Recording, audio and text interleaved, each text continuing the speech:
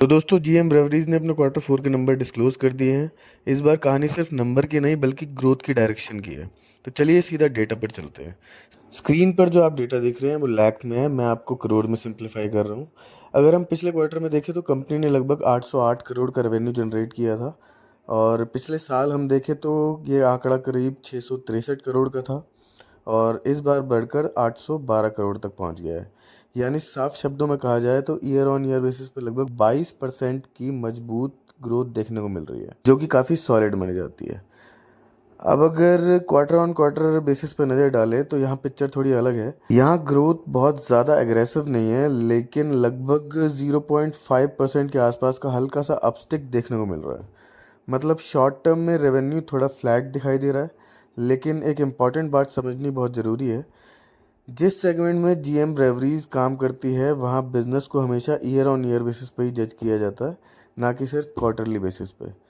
और उसी हिसाब से देखें तो कंपनी का रेवेन्यू ट्रेंड क्लियरली अपवर्ड दिखाई दे रहा है, जो कि एक पॉजिटिव सिग्नल है। अब बात करते हैं खर्चों की। पिछले क्वार्टर में कंपनी ने लगभग 757 करोड़ का खर्चा किया था। पिछले साल कंपनी ने लगभग 635 करोड़ खर्च किए थे, और इस बार बढ़कर करीब 761 करोड़ खर्चे पहुंच गए हैं। अब यहाँ एक चीज़ नोटिस करने वाली है कि रेवेन्यू करीब 22% बढ़ा, और एक्सपेंसेस भी लगभग 20 से 21% के आसपास बढ़े हैं। मतलब कंपनी के खर्चे पूरी तरह कंट्रोल में है। कोई भी एबनॉर्मल स्पाइक देखने को नहीं मिल रहा है। सीधी भाषा में कहें तो कॉस्ट स्ट्रक्चर स्टेबल है। लेकिन असली ट्विस्ट आता है प्रॉफिट में। पिछले क्वार्टर में कंपनी का प्रॉफिट था लगभग 42 करोड़ रुपए, पिछले साल 60 करोड़ रुपए, और इस बार प्रॉफिट गिरकर 54 करोड़ रुपए रह गया है। यानी ईयर ऑन ईयर बेसिस पे देखा जाए तो 10% की गिरावट देखने को मिल रही है प्रॉफिट में। अब यहाँ एक सवाल उठता है, जब रेवेन्यू 22% बढ़ा, एक्सपेंसेस भी कंट्रोल में है, तो फिर प्रॉफिट कैसे गिर गया? तो यही वो पॉइंट है जहाँ असली कहानी छुपी हुई है। अगर क्वार्टर ऑन क्वार्टर बेसिस पे देखें तो पिक्चर पॉजिटिव है। प्रॉफिट में लगभग 29% की ग्रोथ देखने को मिल रही है। मतलब शॉर्ट टर्म में इम्प्रूवमेंट है, लेकिन ईयरली बेसिस में गिरावट देखने को मिल रही है। और इसका सबसे बड़ा रीज़न है अदर इनकम। इस बार कंपनी ने अदर इनकम से सिर्फ 17 करोड़ रुपए कमाए हैं, जबकि पिछले साल ये आंकड़ा 40 करोड़ का था। यानी यहाँ भी लगभग 23 करोड़ का सीधा डिफरेंस आ गया है, और यही डिफरेंस प्रॉफिट को नीचे खींच रहा है। तो साफ समझिए, कोर बिजनेस स्ट्रांग है, लेकिन नॉन ऑपरेटिंग इनकम कम होने की वजह से ओवरऑल प्रॉफिट दब गया है। और यही वो वजह है जिसकी वजह से कंपनी का नेट प्रॉफिट आपको गिरता हुआ नजर आ रहा है। अगर आप ध्यान से देखें तो ऑपरेटिंग प्रॉफिट ईयरली बेसिस पे फ्लैट है।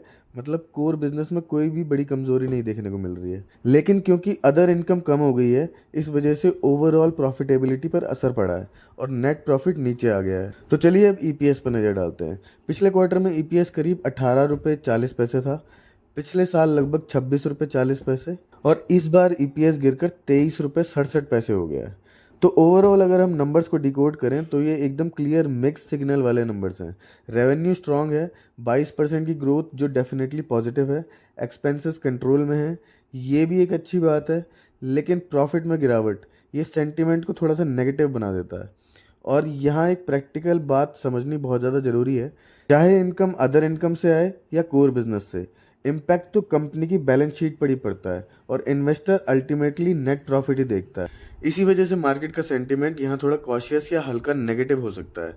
तो सिंपल शब्दों में कहा जाए, बिजनेस स्टेबल है, ग्रोथ भी है, लेकिन प्रॉफिटेबिलिटी प्रेशर में है। अब देखना ये होगा कि मार्केट इन नंबर्स पे कैसे रिएक्ट करता है, और स्टॉक में किस तरह का रिएक्शन देखने को मिल सकता है।